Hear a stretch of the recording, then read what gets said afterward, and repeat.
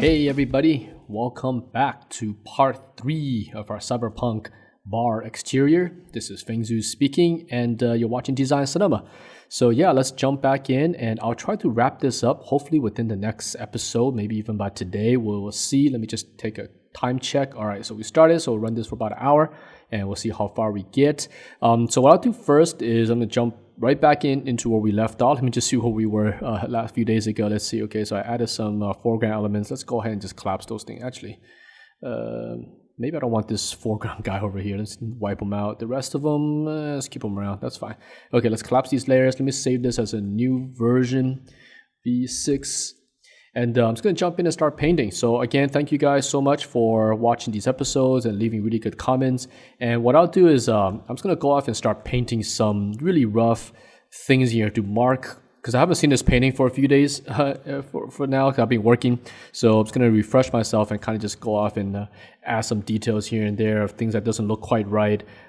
Make sure this is on a layer. And just get this stuff going. And I'll also try to answer some questions. My staff was good enough to help me compile some of this, your questions into a Word document. So I'll flip over to that in a bit and try to get some of those answered. So I got a big shout out to my staff. Her name is Sandan, actually. She does all the editing for Design Cinema and all the graphics that you guys are seeing, all the new format, all the cool colors and all the music. That's all her doing. So thank you so much for putting that together. She also helps me edit all these videos together. So without her, we wouldn't have Design Cinema. At least not looking so cool with all these cool bumpers and so forth. So all right, I'm just gonna go off and draw some stuff. Right now, I'm just kind of quickly marking things in. Sometimes it's good to walk away from a project for a few days because you'll see all your mistakes and things that doesn't look quite right. I'm gonna go in and just fix those up. Inverse this. Today, I'm going to start throwing on textures when we get to that, hopefully shortly. Photo textures. Now, this is a pretty early stage painting in terms of what it's going to be used for, right? This doesn't give us a design solution. It's pretty much there just to give us a feeling of the bar. So it's not a actual solution. We'll get to those designs eventually. Again, this was a warm-up piece for me as well. I didn't want to make this too hard for myself. So I kept it pretty loose. It's a pretty, early establishment painting to show clients sort of the mood and the feeling. The design's not spectacularly awesome or anything like that, but it gets us in the mood and it irons out any kind of problems we might have with this new Design Cinema. But seems like it's going quite well. You guys are enjoying the real-time format, and so we'll keep this up. And I definitely want to get a lot of these done because it's so exciting for me to get back into this and design things. For example, revisit some old video games and all those type of things. So, but that means I have to work as fast as I can to get through these. But as I'm working fast, don't let that throw you off. If you are learning, don't try to work fast. It's not going to solve anything. In fact, it will make things worse. Even for me, if I'm working too fast, it could get really bad. But I'm not doing this right now to find a job or anything, just Design Cinema. But if you're trying to do this to build a portfolio, slow it way down because your career could depend on it. So take your time. If something takes you a long time, it will take you a long time. There's really no secrets around that. So. All right. I took a quick look at the questions some of you guys asked. Let me just show you guys. I have this kind of Word document that my staff was kind to Sandan actually compile for me from episode 1 and 2. So we'll go through some of those in a bit, but I do remember some of the questions myself. I glanced a few days ago. I'll try to answer those as I do this here. Let me try to think. What were they? One was using of equipment, right? Someone asked how come I don't use all the cool Intuos and all those cool tools. That goes back to I'm just too old school, man. I'm still using Intuos 3, believe it or not. It's these Wacom tablets. To me, I feel like they're the best ones available on the market. I know there's a 4, there's a 5 and everything. All my staff here, they use the 5s. They look really cool, really high tech. I'm still with the 3. It just works really well. The nibs last forever as well, I found. The nib I have right now, I don't know if it shows on camera, I haven't changed this nib, the very tip for man, I don't know, 5, 6 years, I think. So I heard the new ones, they don't last as long. You go through them within a few months. So I don't know. I prefer the old school Wacom tablets. I actually have the new Intuos, but I used it for a little bit. The ones where you draw on the screen directly. I know a lot of younger students and professionals tend to use those. It's totally fine. It doesn't matter. It's just totally personal choice. For me, again, I mentioned last episode, I don't do concept art anymore. Doing design cinemas, a few times I actually get to paint something. My job these days is almost entirely in meetings, talking about the ideas versus actually drawing them. The drawing part is done by my staff. I have teams of designers who are doing these, and I'm no problem with that. Again, I like the world of design. I like the world of making products. So if I'm not doing it, but I get to share in the ideas in the creative process, it's just as fun for me. So in my career now, the actual drawing part is not that important to me. I do miss it sometimes, but when you get to my age of doing this for so long, you start to get pretty tired doing this as well, because things like this still takes time. It takes a lot of energy, and when you are in meetings all day, it's very hard to find that energy to go back and do designs. So that's where a lot of you guys come in. A lot of you guys want to break into this business as junior designers, or getting in as new staff, right? You guys will replace guys like me. We'll move up into art director positions and start running ideas with directors and so forth. And your junior designers are out there generating the cool ideas, right? Because we can only go as far as giving you the kind of the backstory or the feeling we want, but we still need designers out there to give us the actual visual solutions, and that's where you guys come in. So it's a lot of fun. Okay. Meanwhile, I'm just drawing really rough stuff. Right, I'm gonna isolate some of these forms out, so I have the perspective grid on. Very soon, I'm gonna throw textures on. I'll do that probably within the next few minutes here. This is more of a warm-up thing. Notice I'm just doing kind of side drawings and so forth, nothing really big because I'm warming up. So I'm doing things that are a little bit easier to break shapes apart, nothing too difficult. Boom, boom, boom. All right, what's some other questions that was asked in terms of technical stuff? Let me see here. Hold on 1 second as I try to actually think a little bit here. So let me go off and paint for a little bit. This will be a nightclub.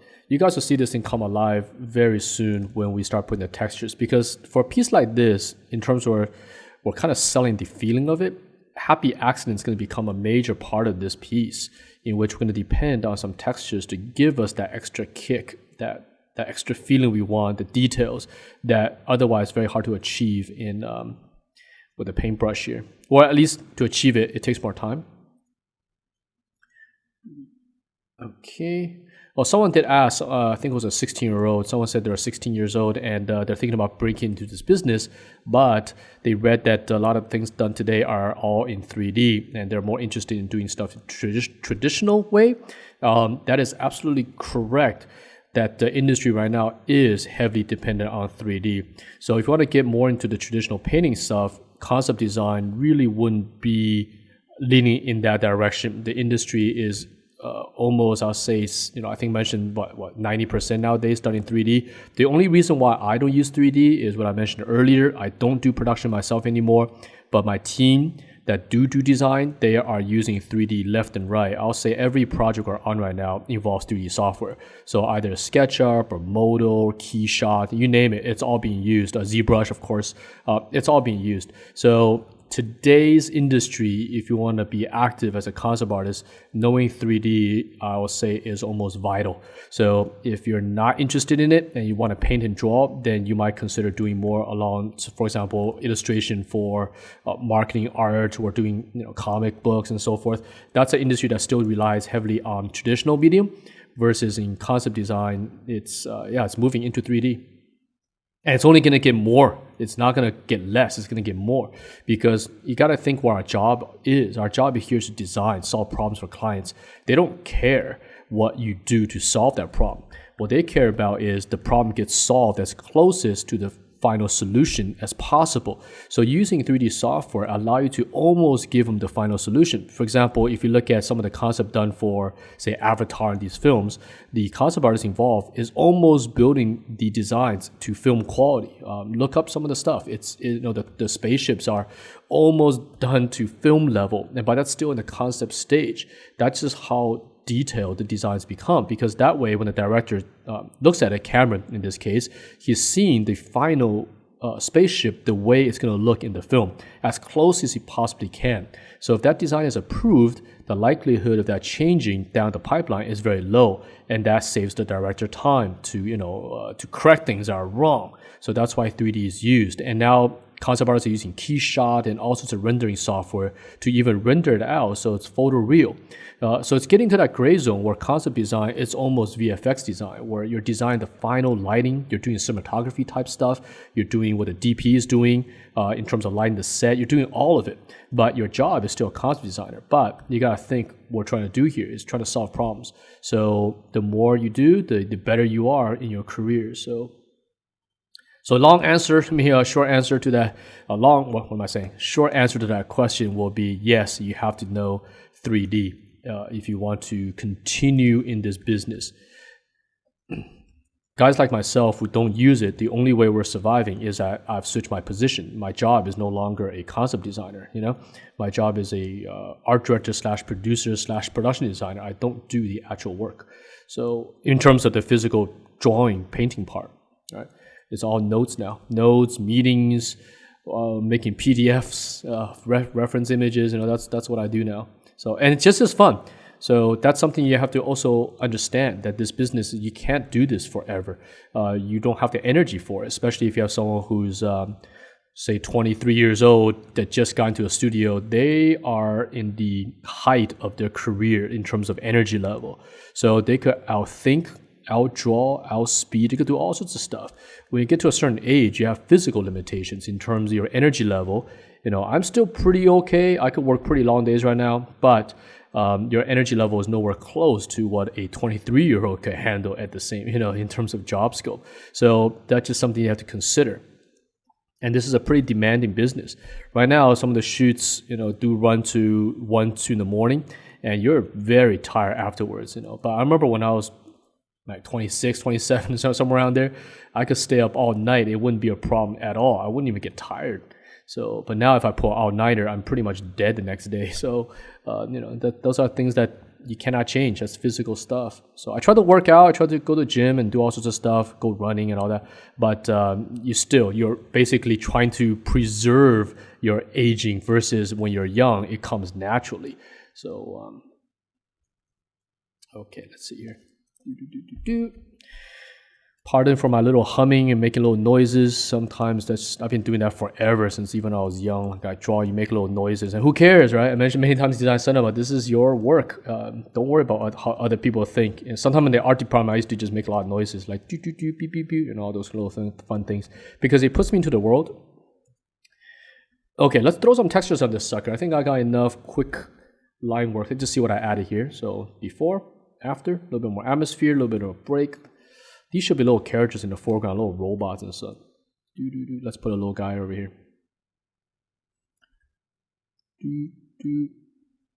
Little eyes. Let's make it a little glowy. Boom, boom, boom, boom. Okay, little guys. These are some weird humans over here. These are regular people. And we use textures to pull some of these guys out. Okay, let's get the crowd separated. Wrong lasso. As you can see, my mic setup is still kind of ghetto. I have like this filter in front. That's actually a mask, a mask you wear for air. So I'll get all that stuff. So come on, what's going on here? I'll get that stuff sorted hopefully soon. The PC should be arriving any day now. So I mentioned last week we ordered a much nicer PC. Well, what I do? Press the wrong button. Ordered a much nicer PC for doing design cinema recording. That should be here pretty soon. It's kind of an overkill. It'll make a great gaming PC actually. But for me, I have always had a philosophy of invest in good equipment, like good monitors, good computers, because the time it saves in terms of frustration It's going to make your workflow easier. It's going to make you less frustrated. I had that even when I was a student, when money was very tight and stuff. I still invested in very good equipment because I couldn't stand laggy computers. When you're working and the lines just not running right. It's all behind when you draw a line. I don't like it because it makes you frustrated when you're working. At least for myself, I couldn't take lag in Photoshop or in 3D softwares. So I always upgraded my computers every 2-3 years. I'll have a new one. So it's just a habit of mine for a long time. Because I feel like when you're working in a nice mood, when you don't have these kind of problems, you work faster, you work more relaxed. So yeah, something I've been doing for a long time.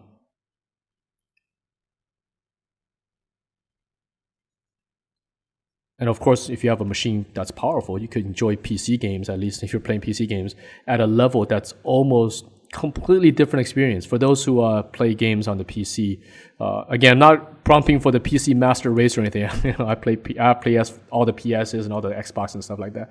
But if you load up a PC game on a very high spec machine, it's almost like just two different games being developed by the developer. It's amazing. If you have a good sound system and a good video card or something, you could run the games, because a lot of stuff like they're NVIDIA specific or ATI specific that you can only turn on if you have a powerful card, and it really does change the entire visual of the game. It's quite amazing. Okay, all right, enough about game talk. We'll do to that when we do some classic game designs. Let's throw textures on here. So okay, I'm okay with this. Let's just flatten that. So two type of textures. For this one, like I mentioned, we're doing it of a blue sky, kind of a feeling type thing. So I'm gonna start throwing in textures, one that's gonna give me the city feeling, and then I'm gonna do some happy accidents. So I'm gonna go to my go-to texture, this one right here, which happens to be a photo of Tokyo. So this is a Tokyo Tower, right in the near the Shibuya kind of district over there. So I'm gonna copy this guy. I'm just gonna put it, bam, right in here. I'm going to flip it so it matches the perspective a little bit better. And then throw on different layers. There you go. Oh, look at this. So cool already. All right? But I'm going to try to make this match the perspective by transforming skew. So that way my verticals are lined up with my textures.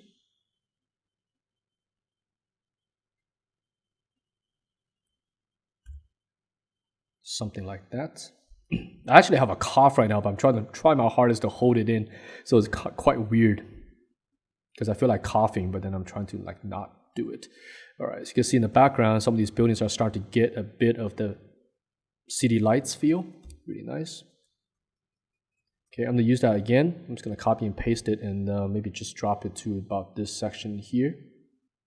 I'm gonna mirror that so the texture, so the perspective matches. Right, delete out where I don't want. But it's a city. It's full of lights. It's full of reflective surfaces. So it's okay to have these areas that's not perfect. It's fine.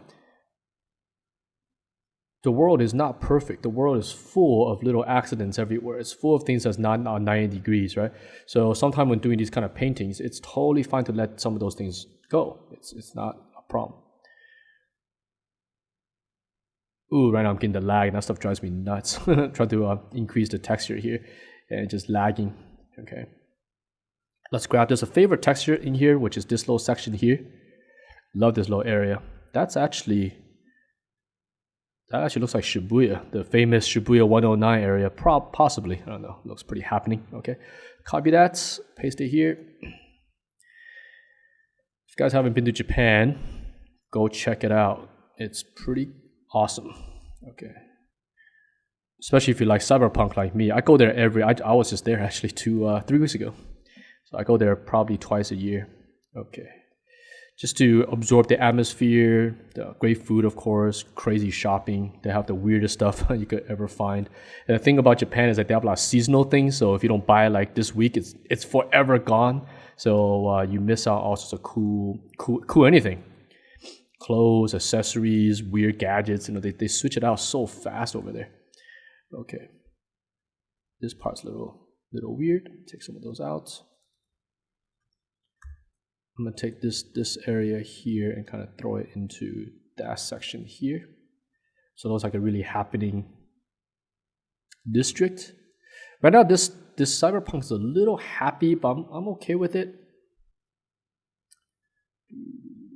Happy in the terms that Cyberpunk is sort of a dystopian future. We'll go into that in a bit in terms of like the type of Cyberpunk I like. I love this massive, just cement world. There's never a daytime. If it was daytime, it's always like overcast in the rain or something. So like you never see blue sky. That's my type of Cyberpunk. So you can see adding this is starting to bring the city to life and lagging the crap out of my laptop here. Let's see. So the way the Photoshop saves files, it's using binary code, right? 0-1s, right, to save this kind of stuff.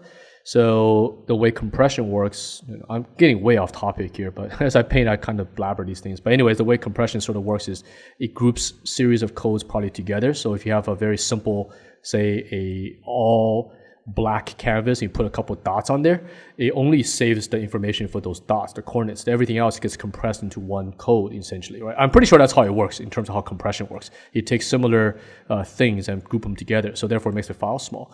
But when you start putting things like this in there, every single pixel has a different relationship to each other, so their file size gets really, really big, and so the CPU memory to calculate it also slows down. So yeah, the more dense your painting becomes, the slower your CPU is going to respond. All right, let's see. So adding textures like this will dramatically increase my file size. Paint some buildings in, clean some of this stuff. All right, so that's one type of texture, which is a photo, in this case, adding lights and so forth. Now the next one is what I call happy accident textures. So let's grab some. So I have a whole folder just for this called Moods. Let me see right here. As you can see, it's called Moods. I have 2, 3, 4, and all sorts of stuff. So let's go in here. And what I do here is purely happy accident. For example, let's just grab this one, right? Some random photo of a street view. Grab that. I have no idea what this is going to give me. I really don't. So I'm just going to increase it to, say, like this big, okay? And then just try on a different setting. Boom, boom, boom, boom, boom, boom. And look at that. That's a beautiful color palette that's coming out right now. It's adding a very nice complementary color to this piece. And what this does is that before I start to clean up, right, I use this to find things that could possibly give me a look that I didn't think about when I was painting it. For example, this orange thing, I have no idea what this becomes, but it looks so nice due to the fact it's a complementary. So I'm going to tweak it a bit and see if I can add it to other places. I'm going to use this orange to this side here to just get that color going. Look at this green right here.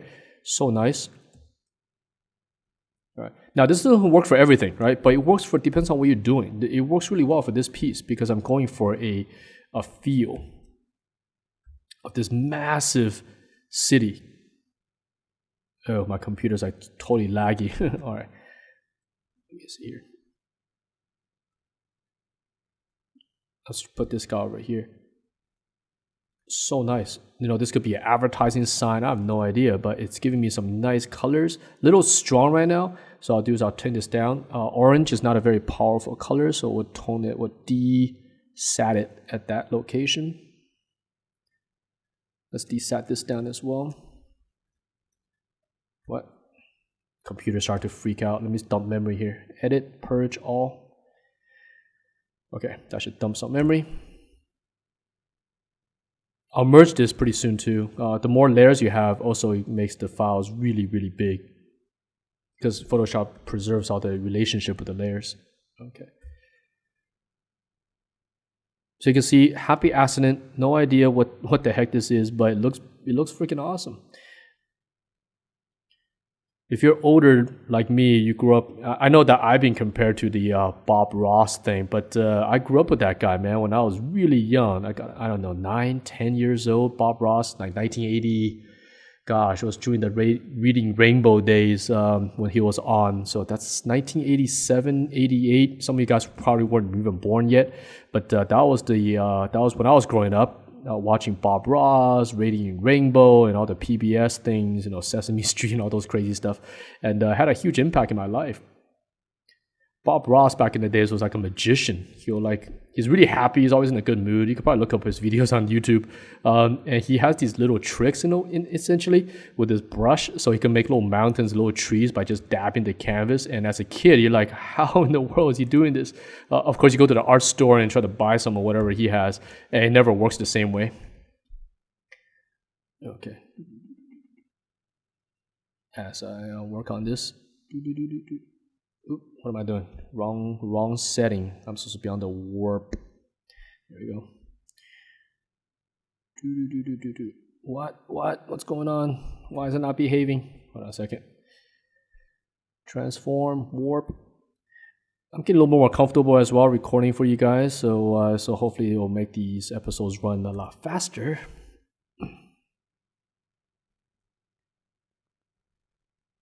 Okay. Some reflective light, just some color of that onto our bus thing that I never liked. I still don't really like it, but it's fine. Okay. See, that's starting to add some pretty cool thing here. The nightclub might be a little too heavy. This thing I just added is stealing quite a bit of the show, so I might have to tone it down a bit. But I'm going to keep some of this. I'm going to delete out a little bit of this. And we'll convert them into things, right? This thing is actually really cool looking. Whoops, I don't want to do that.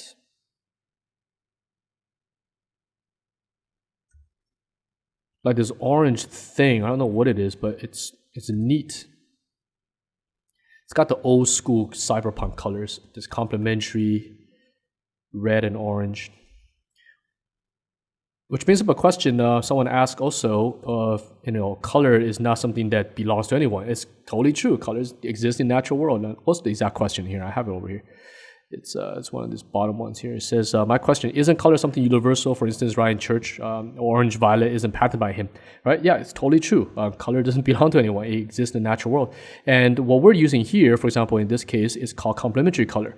We're using orange and red against blue. It's very common. So if you look up the box cover for like Battlefield 3, most of your film posters, I'm pretty sure every Marvel movie poster, your Batman movie posters, a lot of them, a majority, I say at least more than 50% rely on complementary colors, which is a blue, right? You guys probably seen a battlefield with a soldier walking and sort of like there's an explosion sort of happening in the middle of his body, and that's done in orange versus the soldier himself is in blue. It's pretty much exactly this color palette here.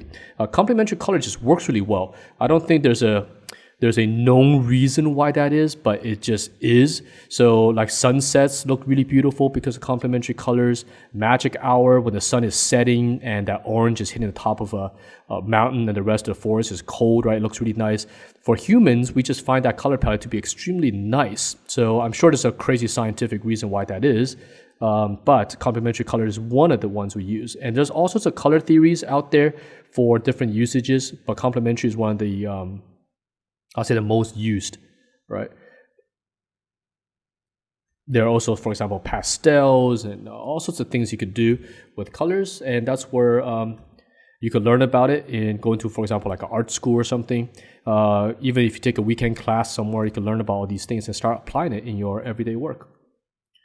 Okay. Let's put a little bit of a red up here. I've been using this texture too much. Let's use another one. So let's go back and let me delete that guy. It doesn't belong there. Let me save this as another version so I could collapse it. V7, because the file is getting way too laggy. So here we go. I'm going to commit to this and bloop. There we go. All right. I'm going to collapse these two as well, I think. What is this? Oh, that's initial line drawing. Let's nuke that. This, we don't need this one anymore because we already have the grid made. This is my black and white layer that I always add to my paintings, so we'll use this a little bit later.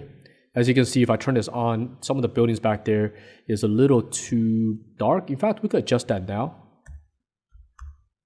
Let's push some of these buildings way back. How are we doing on time? Okay, we're good. This stuff is really fun, you guys. So, because I know that a lot of you guys are watching this, and hopefully I'm changing some of you guys' lives by exposing concept art, and we're just having fun, you know. Well, stupid lasso thing. I messed up by pressing lasso too many times. Okay. Let's try that again. to survive long in this business, you have to just, I know it sounds so cliche, it's like, have fun, you know, it sounds like something some teacher would tell you, have fun, but it is so true. If you're not in a good mood to do this thing, you cannot have a career that can last in 20, 30 years if you're not enjoying what you do. So I love my job, it's so fun. Especially nowadays, you go on set and you watch the designs that your teams, nowadays my team's doing it, but you see these designs get realized and actors are walking in the sets that you design and they're wearing the clothes that the team designed. It's really strange and I never get over that. It's such a weird feeling. Okay. Let's knock that thing back a bit.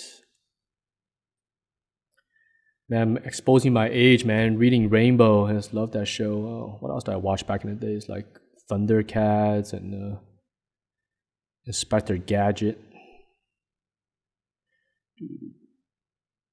Okay. Mask. He-Man. It's all the shows I grew up with. Okay.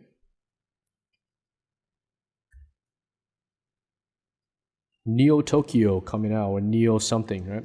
Yeah, let's talk about the Cyberpunk I kind of like, I don't have a character in this one, but the Cyberpunk I like is the sort of the, I guess, quote unquote, classic Cyberpunk, where the hero is not a hero. It's like almost like an anti-hero, like your Deadpool or something, right? It's they're in a world that they're not the main guy that's gonna save the world, right? They're not your typical hero type cast. If you look at a lot of the, hold on a second, let me work out what the heck's going on in my Photoshop before.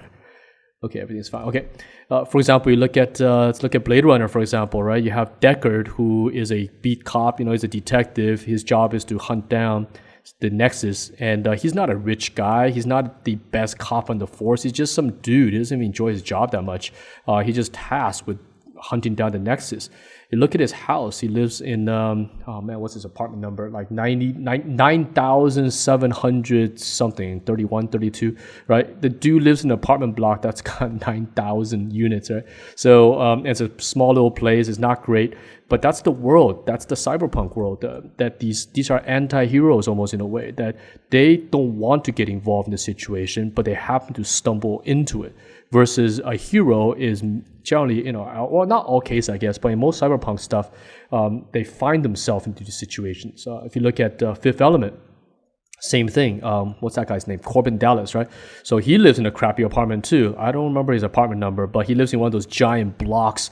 The dude's a taxi driver, right? And remember, he gets fired, and that day they fired like 1 million taxi drivers in New York, right? So you look at that stuff, and these are not a hero. And he happens to be driving his taxi when the Fifth Element girl drops into his car. And then he's actually selfish, which is another sort of a cyberpunk world, I think, that the heroes themselves are doing it for their own reasons. They're not doing it to fight something. They're doing it because they have their own things to look out for. It could be money, they could be chasing the girl or whatever they're doing, right? Totally selfish reasons. If you look at Corbin Dallas from Fifth Element, he's sort of saving the world, but if you really look at what he's doing, he's just chasing the Fifth Element girl, right? So he's not like, oh, gotta save the world, but if she's not involved, I don't think he'll care. The big evil black blob stuff will just arrive on Earth and just take it over. So selfish reasons. And what's another cyberpunk thing? Akira, right? That's gotta be, hopefully you guys seen it. That's my childhood right there, Akira. So I've seen it many, many times. And same thing, in that world, Tetsuo is no hero, right? The movie opens up with him in a motorcycle gang, Kaneda. So he runs a freaking motorcycle gang called the Capsules, right? And the film opens with him fighting the clowns. So they're no hero. These are bad guys. They get arrested and go to, remember the police station and everything. So, and they happens to stumble into the mess that Tetsuo got into with Akira, the spiritual, powerful thing, right? So that's how these things start. And I love that kind of world in which you start out not as a hero. You start out as just a total nobody, generally doing criminal activities, actually. Hacker, thief, bar owner. So those are the kind of professions that the typical hero starts in, or a police that's kind of not really into your work. Right? I love that. The world is completely chaotic. Nobody really cares. Corporations runs everything, right? That's the cyberpunk that, what do we call it? William Gibson started with Neuromancer and all those great, awesome books. Okay. The painting starts to take place as I blah, blah, blah and talk about random things. Okay. Time is okay, we're still good.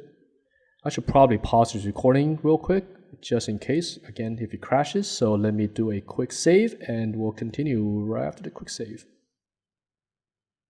All right, let's continue here. So I did a quick pause, and I did check the audio real quick, and I was speaking way too close to the mic, so I apologize for the early pops. I tried to keep my distance to about here. So again, we're trying to fix this by having a mic stand coming in pretty soon, but until then, please bear with me here. Kind of ghetto in terms of our equipment here. So, okay. I'm not a full-time YouTuber, so a lot of this kind of stuff is kind of... We tried to build a room. I actually had it for the podcast, but I'm in a different location right now, so I don't have that here. But we're trying to get the same equipment delivered to here as well.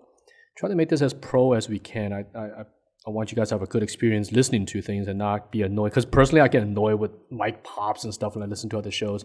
So I know how that could be. So we'll try to do our best here. All right. And good thing I did a pause, because when I was pausing, the director freaking called me. Just so lucky. So if you don't pick up calls from a director, it's not so good, you know. They're like, what are you doing? Why are you not picking up my call? Okay. So I literally, when I press stop for the last episode to record, the phone freaking rings. All right. So now I have the phone in front of me, just in case. The one person you generally pick up a call is the director with the exec producers. Those are the people you don't want to ignore. So... because their questions are generally very, very big. They won't call you for small things. So he had a pretty big VFX question. Okay. If he calls me, I have to then pause this show, so we'll see. Like I said, I'm actively working right now, so Design Cinema, I try to find time to do it, but at the same time, I'm also involved in a lot of production, so what the heck? What was that? No idea? Okay. Let's keep painting. Yay, okay, fun stuff. Man, all that talk about Cyberpunk got me all excited to hopefully there's more products in this kind of world. The proper, I love a darker, more, like I mentioned earlier, not so good guy character as your main story point. Like you start out as a thief, or you start out as a hacker. You're in jail, and that's how the story starts. And you happen to bump into a story where you have to sort of save the world per se, right? So versus you start out as a badass already, and I just find that interesting. Okay. Let's keep drawing here. There's been a few good Cyberpunk games out there. I think Shadowrun, maybe. I haven't played it too much. Deus Ex, sorta. Yeah, Deus Ex, the world's not bad, but the hero's a hero, right? The cop, he's like a good guy. He's badass. He doesn't have bad in his blood. So the Shadowrun series, I think you start as like sort of a nobody. I think I haven't played those games, the remakes, right? I haven't played them, but I've seen let's plays of a little bit of them, and they feel pretty good.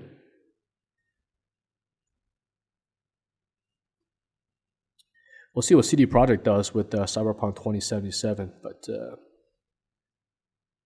should be pretty cool. We have, I think we have graduates on that project. Okay.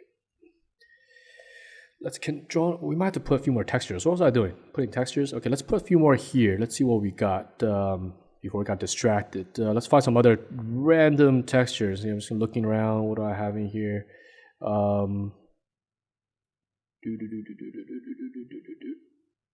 City.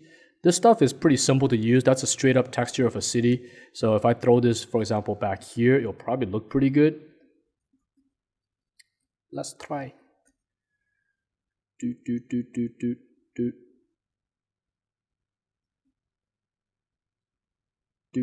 Try different settings.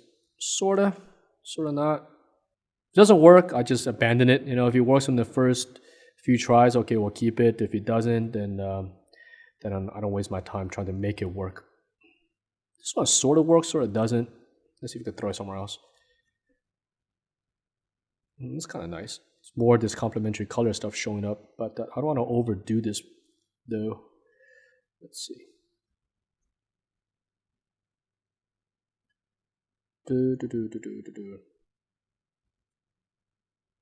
Maybe. We'll see. We'll desat this down because the color loses saturation generally when it goes further from you. So especially the color red. So we'll desat it down as it goes further.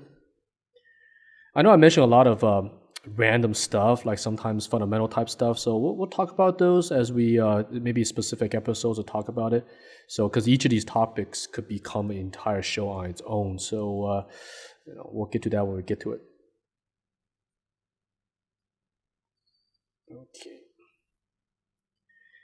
One thing I do want to mention, hopefully you guys, I generally don't, I know a lot of YouTubers, the thing is to like videos and subscribe. I rarely talk about those things because I'm just making a show to try to share some knowledge. But it does help if you guys could help, subscribe and like videos so that way our video gets more viewers and hopefully gets to more people because we still get viewers who are finding out about Design Cinema for the first time. So I just want to get the word out there so more people find out about this concept design industry. And the reason why I did Design Cinema in the first place is exactly for that reason. Is when I was younger, I couldn't find stuff on this. I mean, we're talking about 90, 93, 94, right? Almost 20 years ago. It was impossible to find things on concept design. So it was really frustrating because there was no internet really back in the days. I mean, early days of the internet back in the days. So there was no art of books. There were no DVDs behind the scenes. There was nothing. So it was so hard to find about anything in terms of concept design. So when YouTube first popped up, I thought, hey, that's a great format. Let's record a bunch of stuff and share this with people who might not have access to concept design. Of course, now there's a lot more of this kind of stuff out there, but we can all participate together. So what do I do? My grid. Oh, here we go. And share knowledge. If you guys have questions, go ahead and just keep posting them. I'll have Sandan compile them and I'll try to get to them. So when I get my PC set up, I'll have a second screen running so that way I can put the questions on that screen because right now the only way to look at them is like go to my Word right here and let me just scan real quick. Anything here that's a question? A lot of these are requesting for redesigns of like Dark Souls and Turok, which is pretty cool. Earthworld Gym. Let me see if there's any. Are we doing interior? Yes, I'll do interior after this. Yes, I'll do some old game designs after this as well. Let me see here. Classic novel. Yes, I'd love to do a classic novel. I always want to do it. Maybe we'll do that in one of those upcoming episodes as well. So many things to do. What kind of camera do I use? I use Canon random 5D 20D, I can't remember one of those. Minimalistic, sure. There's the one where it comes in 3D modeling. Let's see. Yeah, working 2D, correct. This person mentioning if we graduate school and so forth, are there still enough? That's why we do a lot of 3D.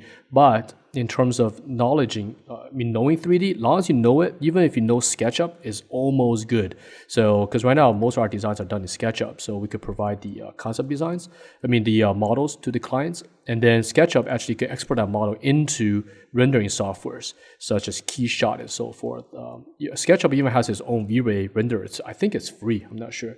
That could give you some photoreal renderings. So again, the clients are buying design. So if you can sell it in the best way possible, then you're good to go. Okay. Let's get our bar going. I haven't put a logo here yet. Let me put some other stuff in here. Let me see. What else do I got in here? Oh, look at this texture. Car crash. It's like a dented car, but beautiful textures, man. Absolutely beautiful textures. Let's see how we could put that to use. Let's see. So nice, this texture. One man's treasure is another man. Wait, one man's junk is another man's treasure. Some call it junk. I call it treasure. Okay, let's see here. Put that in here. Look at that. It looks like some advertising sign or something. Ooh, that's nice. Another Bob Ross happy accident. What's my grid? It's a little strong. Let me tone that down a bit. Whoa, look at that. It's like, what is that? I don't know, some cool advertising on the side of a building. Maybe we could put that. This cyberpunk scene is getting kind of busy, but I sort of like it. It has that sort of the Akira Tokyo. Oh, Akira, that doesn't it take place in 2019? 2019. It's supposed to happen in 2 years from now. Okay. I'm revealing the very nerdy side of me, as you guys probably tell. I love my my classic anime and all sorts of shows.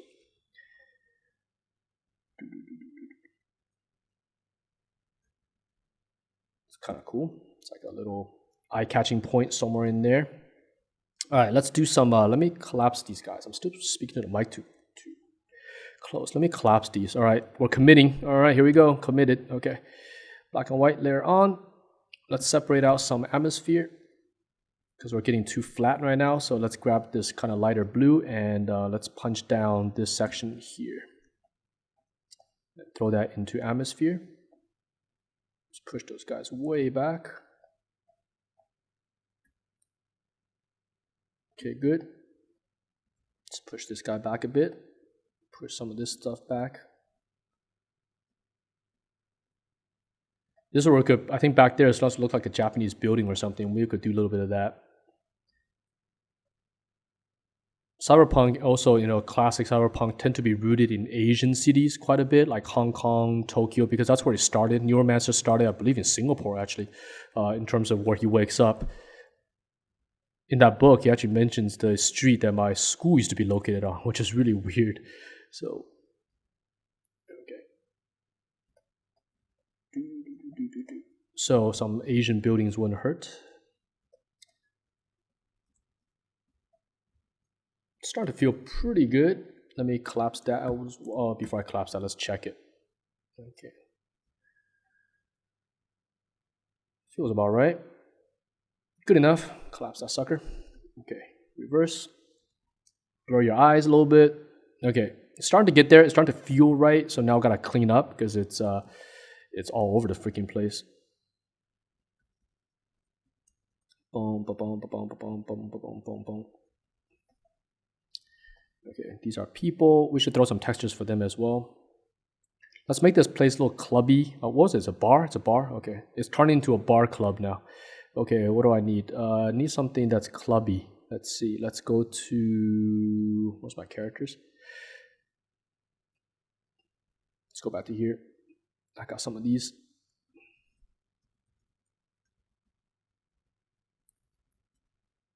So my texture library, or my reference library, actually, I've used it for so long, I've sort of memorized what I have. So if you do this long enough, you'll have that as well. You know exactly where your textures are, you know where your references are. So again, I don't keep that stuff updated anymore because I'm not active as a designer. So these references I've used for the last 15, 20 years. So if you use it for that long, you know exactly where things are. So I don't have to go search for things. I sort of have a good mental memory or idea of where things generally are. So if I'm looking for spotlights and things, I know where to go for that. But yeah, when I was actively working, I spent a lot of time getting these things, getting references and stuff. And that's part of this job. You can't expect, of course, now you have Pinterest and Tumblr and all sorts of stuff that sort of has people collecting cool things for you. But that is still a job you have to do on your own, a little bit of being active, of gathering references and putting it together. Because nobody can read your mind. You can't expect someone to do that perfectly for you. You have certain shapes you like, you have certain colors you like, and that's where, as a designer's personal taste comes in.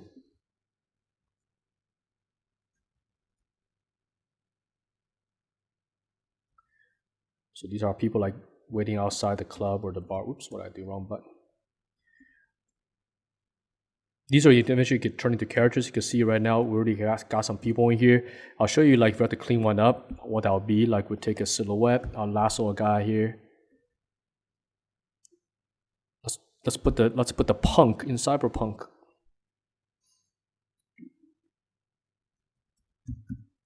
That's something that's also very important in the Cyberpunk I like, which is the punk part, the tattoos, the 80s haircuts, the chains, the boom boxes. I think that's all part of that culture. the arcades, all of it, which is in Akira, motorcycles, right? And always nighttime. I wonder how they're gonna handle Cyberpunk 2077. You know, because if it's got a time cycle on it, you have to have day. I guess. I think the easiest way to handle that is overcast it. Yeah, if I was art directing that sucker, I think I'd just overcast it so there's no blue sky. Like you look at Blade Runner, there's never a daytime. So the only daytime shows up in his dream when he's dreaming about Rachel driving around the car, right? That's the only daytime he has. The rest of the movie entirely takes place at night. It's like a timeless night. It's like forever night in Cyberpunk world. Okay. I think Deus Ex did that as well. The game Deus Ex, the recent one, Human Revolution. Not. I haven't played the newest one. What's it called? Mankind or something? Mankind Divided. I haven't played that yet. But the other one, I think there was no daytime, as far as I recall. Let's see here. But I can't remember. It's been finally cough came out. Tried to hold it, but it's been what 4 or 5 years since I played that game, so I can't remember. Okay. Man, I can't wait to do some old game designs. It's gonna be pretty fun. This guy's head is like way too big.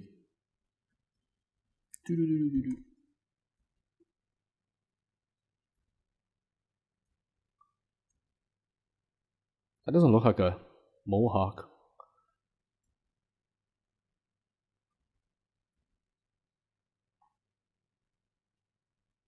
There we go. It's a little bit more. It's kind of big, huh? Mohawk should be.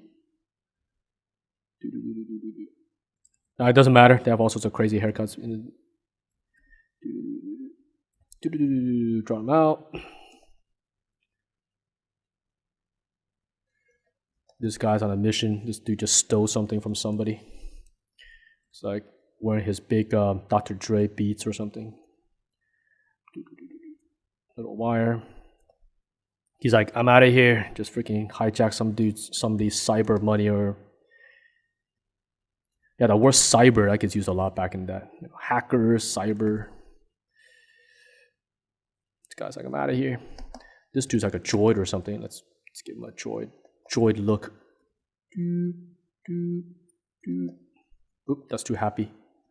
Let's get the eye back here. Okay. He's like the sentry bodyguard. We'll give him a number. We'll give him the classic military numbering on his chest or something. Let's draw him out first. Right now I'm kind of just blocking these guys in so you guys can see later. We'll have to do this for part of the episode. I think this will be wrapped up by the following episode. Right now our time is approaching about an hour. So we could probably do this for another 20 minutes and then we'll wrap it up. But you can see it's in a pretty good state. If we zoom out here. Right, we're in a pretty good state. I'm pretty happy with this so far. Now the logo I haven't put in, we will eventually put one in. Now if I'm going to use English as the logo, then once you're committed, you're committed. What I mean by that is you cannot flip the canvas. So if you're putting English wording here, for example, nightclub, right? As simple as that, then we are locked to this composition. We cannot flip the canvas because I generally decide the last minute if I want it to be shown this way or I want it shown this way. But right now I'm pretty much sure I'll keep it in this view. I think, but sometimes you never tell. Sometimes last minute I'll change my mind and then it becomes like the other way. So when you place a logo, that prevents you from doing that. You're locked. So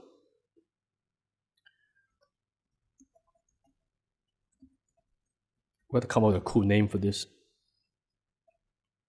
Some cool looking cars here. It's a cool looking vehicle, designed out of Happy Accident. So it's kind of all glass. Let's do some glass in here.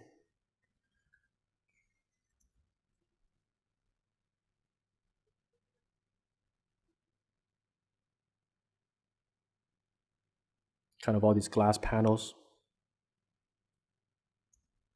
Lots of reflectivity on the ground. All this orange gets reflected in there.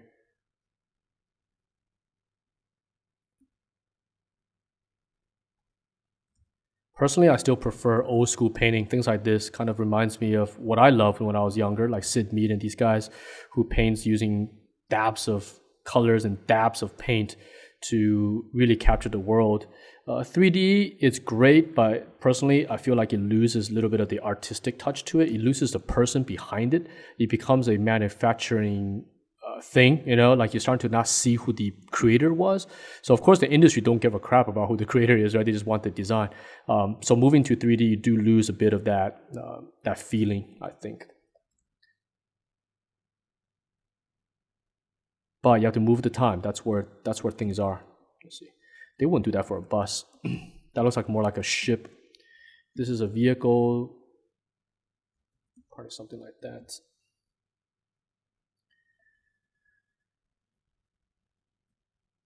But we have plenty of time to discuss the industry and is what's right, what's wrong, is 3D good, bad. It doesn't matter. I mean, it does matter, but at the end of the day, what the industry does, you have to follow it. Like you could try to say like, oh, I want to work the way you work. That's fine, but the industry moves in a certain way. The clients are looking for certain things. So, but know your fundamentals. That's the key. If you know fundamentals, you could do 3D, you could do everything. It doesn't really matter. Because 3D is just a tool. If you don't know how to design or use your fundamentals correctly, it doesn't do anything.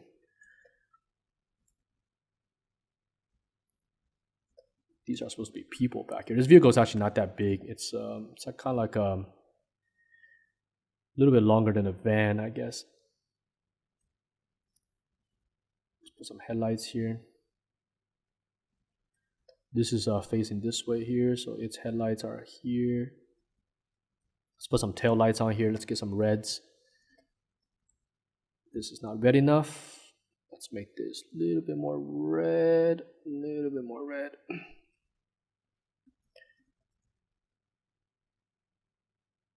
It's kind of cyberpunk pink. Separate this tail thing out.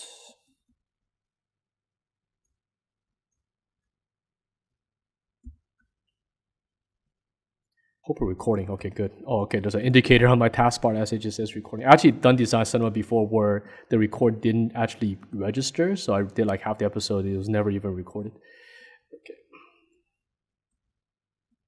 Do.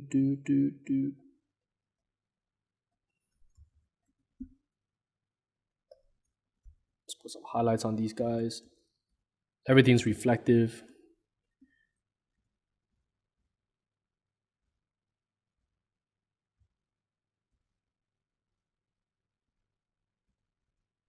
Do. All these lights. This bus thing back there is all hitting. Let's put some people. These people are a little bit out of scale, so let's scale them down a bit. These are all people. Blah, blah, blah, blah, blah. Blobs of people. So this tip I give a while back, which is know your hotkeys in Photoshop. You notice I actually never pretty much go to the menu except for the skew stuff because Photoshop doesn't have a default hotkey.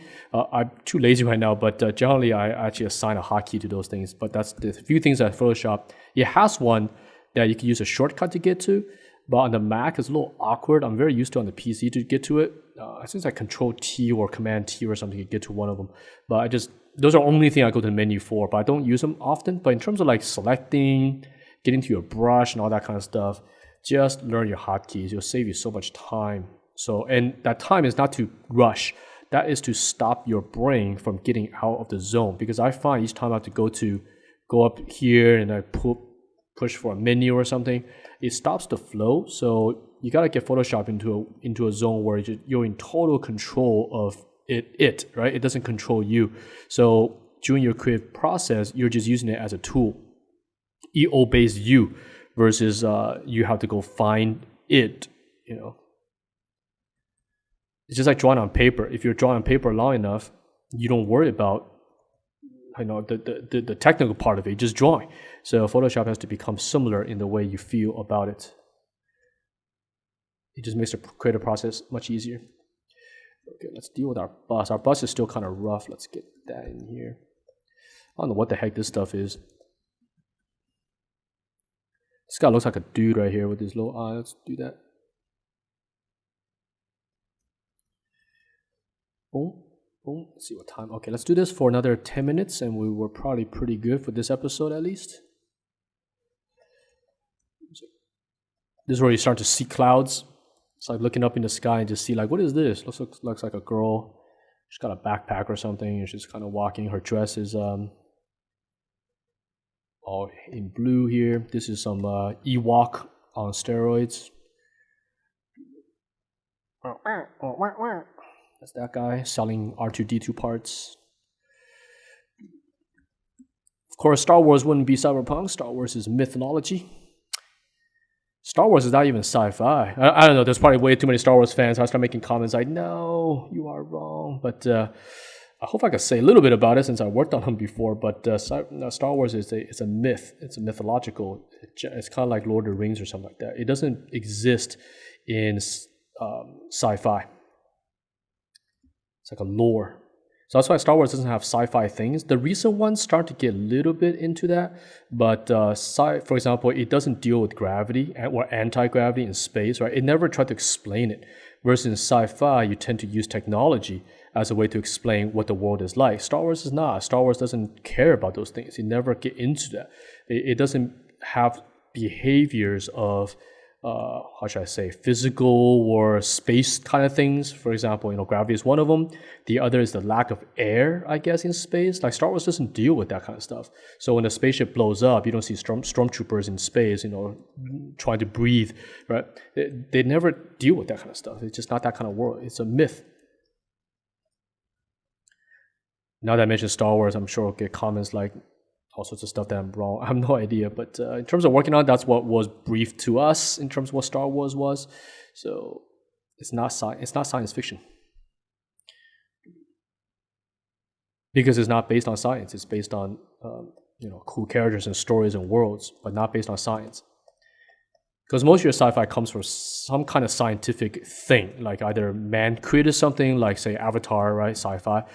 Man created this thing to go get unobtainium, and he fails at it because he meets the alien race. But it's bound by some kind of technological achievement. So, or we could space fly like Star Trek. Star Trek? That's sci-fi? I think, yeah, Star Trek should be sci-fi. Now I'm getting in trouble. Now I mentioned the biggest freaking IPs out there in terms of space. Okay. This bus never looks right to me. What the heck is going on with it? This body language. This bus gave us trouble since the very, very beginning. Still giving me trouble right now. I think what this bus needs is a texture to help me.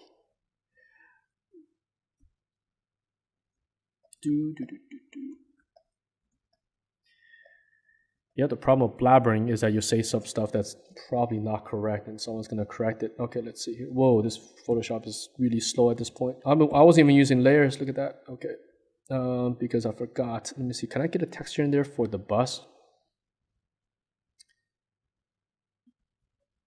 Just to make it a little bit interesting. Bloop, bloop, bloop.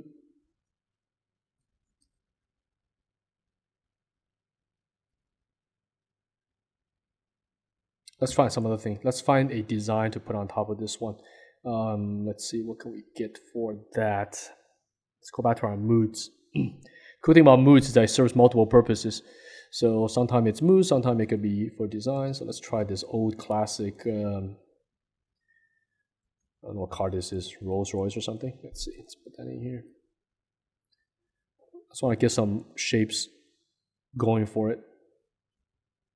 Then we use those shapes to design.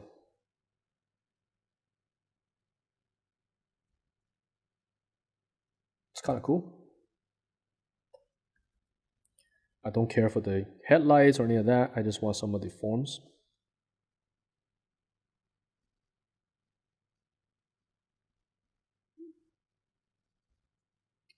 Good. That gave me a form that I could use. New layer. So I'm not trying to do anything offline for you guys, right? We're doing all this in real time. So this is something that normally, like during the demo for students, I'll run into trouble like that and I won't spend time trying to fix it. What I'll do is I'll take it offline. So when I'm done with class, I go back and sort of fix it, and then I'll show the students the finished version a little bit later, so I don't waste their time. But I'm trying not to do that with you guys. I'm trying to do this all in real time. So anything that needs addressing, we'll address it in the video, so you don't see me skipping anything. So I'll try to keep that up. It's pretty hard because I don't want to waste your time. It's like a fine balance between, do I spend half an hour trying to fix this, and then you guys are watching me trying to fix a bus for half an hour, or do we move on and I fix it offline? So we'll see. We'll see how this goes, because this won't be the first time this shows up.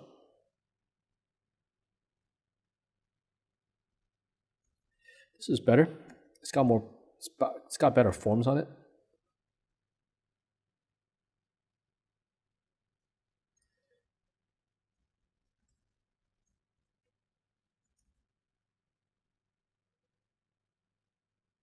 Some reflections.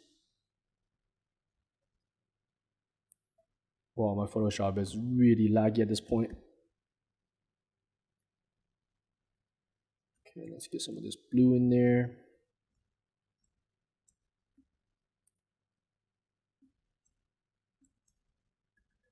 Painting a little tiny bus in the background there, the van-sized vehicle.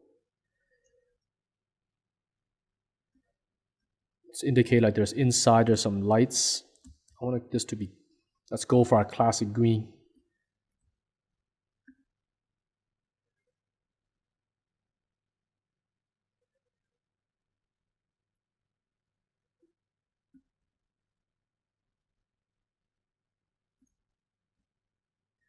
Nice cyberpunk colors right there.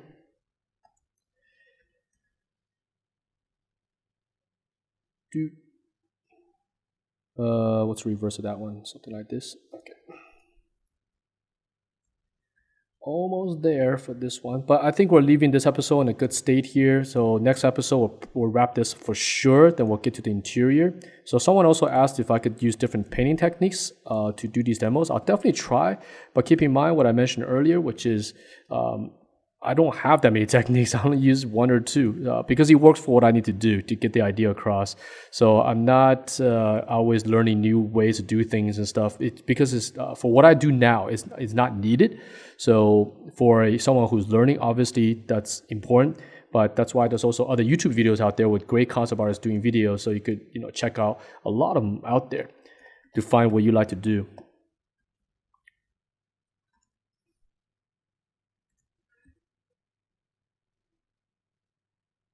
Because for me, it's good enough. What I do now, this technique works well enough for what I need to accomplish. So I don't really explore, because my time is elsewhere now, right? My time is now researching, looking at locations. It's way different than just doing concept design.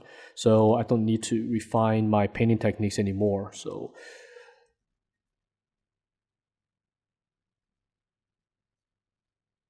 some people having a conversation back here, some over there. Crowd over there. Let's make this into like someone's hair.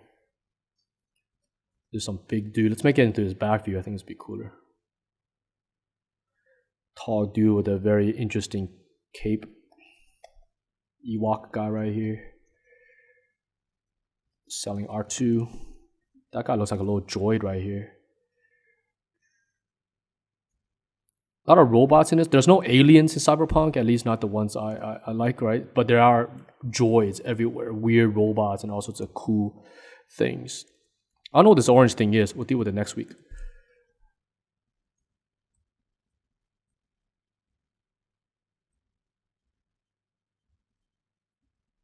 Let's do our club entrance. I keep saying club. It looks more like a club. Club bar. They don't they share similarities? Bars exist in a club, don't they? Okay.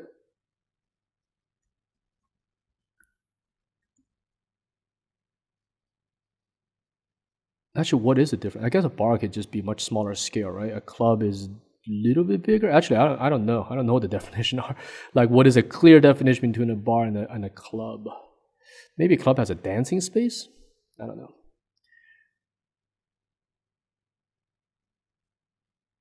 Yeah, seats for people can hang out, but so do bars. So I don't know. Okay. So to indicate humans, just get a head going and a shoulder. Well, someone also mentioned if I could do some character designs. I can, but the thing is, the characters are not my specialty. I don't focus on it much. It just happens to be where I enjoy doing environments a lot more. It also has to do with the line of work I do. There's just way more environmental work out there than there are for characters. So don't quote me on that, but in terms of what I experienced personally, that's what is available. Like you look at most games and films, especially on films, it's all set designs. That's all you do in films. You don't even do character design because characters are played by the actors. You do their costume design. So, for example, in my company, we have specific costume designers that come from fashion. So they know how to do cuts and stuff to make things work on a real actor. So we don't even have character designers in the sense that you're designing especially live action characters. You don't need them. It's all costume. For animations, you will have character designers, and that we do have. But my own personal experience stays within environmental work. I like making worlds. I like making the world that characters live in. So, but character design is something I do enjoy doing once in a while, so but I just don't do it often. So maybe we'll do droids first or something I'm a little bit more familiar with. Hard surface type characters. Okay. What time is it? Okay, we should probably bring this to a close soon.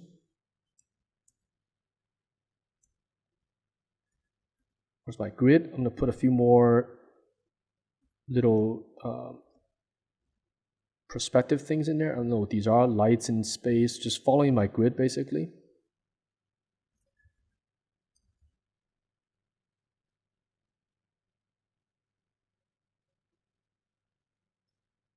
Just some lines.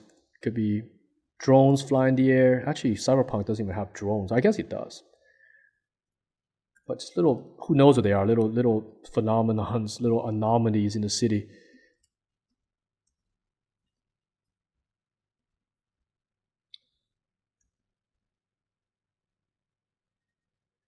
Okay, hopefully by next week or next time I record, I will have a mic stand so I could get closer. Because right now it's still kind of weird for me. The laptop is just a little further than I like it to have.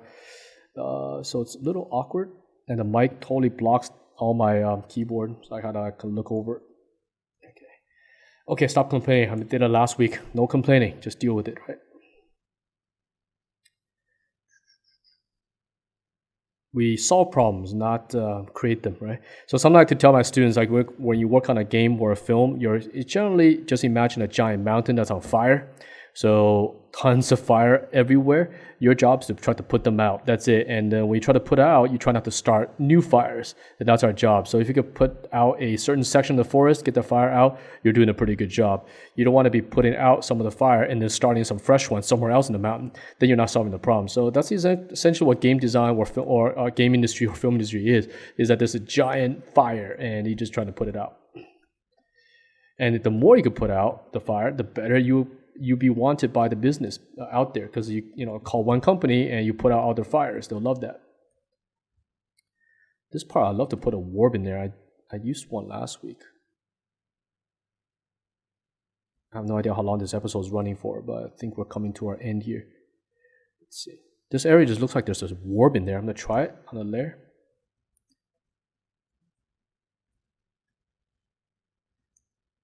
Like a purplish, like a semi-transparent sphere.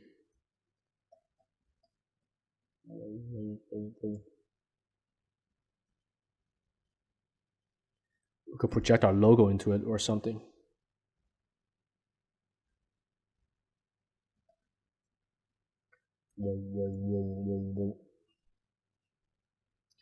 All these things are reflected into it. All these purple thingies. All these lights back here.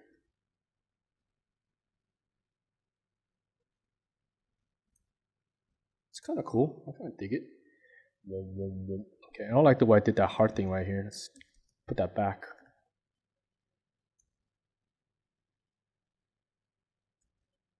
I feel like this heart could use one more texture. And then if we're happy with that, then we're good. Let's see, what do I got?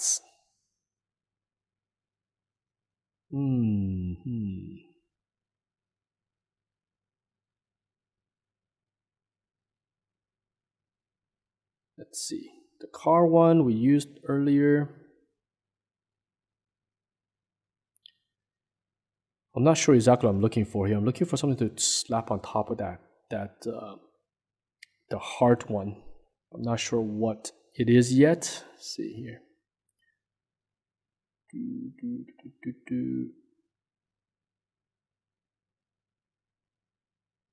If not, we'll call it for now, and then we'll come back to it next week to wrap it up. Let's see. Nothing comes to mind right now in terms of these textures. Hold on a second. Let me see. I want some kind of noise to be on top of the heart. But nothing screams out at me right now, so therefore, some nice colors right here. Some taxi driver. Some clubby colors.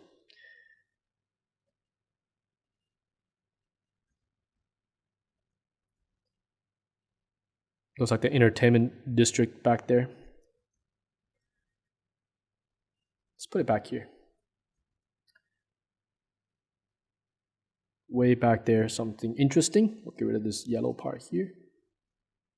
All right. I think we're pretty good in terms of what we are. Let me collapse everybody. Let's see here. This one got... And then we'll call it for today. And I'll try to come back in another day or two to wrap this up so we could get to our interior. Let me check the color one more time. Make it maybe a little bit more. Let's do this on a layer just in case. A little bit more blue, a little bit more, let's see. Purple. This color balance tool is so awesome. You could like do all sorts of crazy stuff with it. But we could do this anytime. We could do this at the very end if you want. So you can see it dramatically changes the feeling of the piece.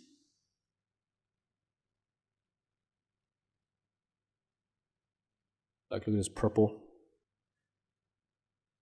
It's pretty awesome looking as well. So, but again, you could do this anytime because this tool doesn't mess with your values. You only mess with the shifting of the colors. So it won't make it darker or lighter. So if you have good values, it works in almost any setting. Just depends on what you like. So you can see you can make it crazy and, I think I'll keep it as blue for now. Although I'm leaning towards this, it's pretty awesome. I'll okay this for now. And we can always do like 50% of it. Maybe it's like something like 60% of it. I'll leave it here for now. We'll see if we like it when we visit it when I continue in episode 4. So until then, hope you guys enjoyed this episode. And I will see you guys in part 4. So this is Feng Zhu speaking and signing out. Thank you for watching. And don't forget to subscribe and like. Oh no, I'm turning into a YouTuber now. All right, thanks guys. I'll talk to you guys in episode 4. Bye-bye.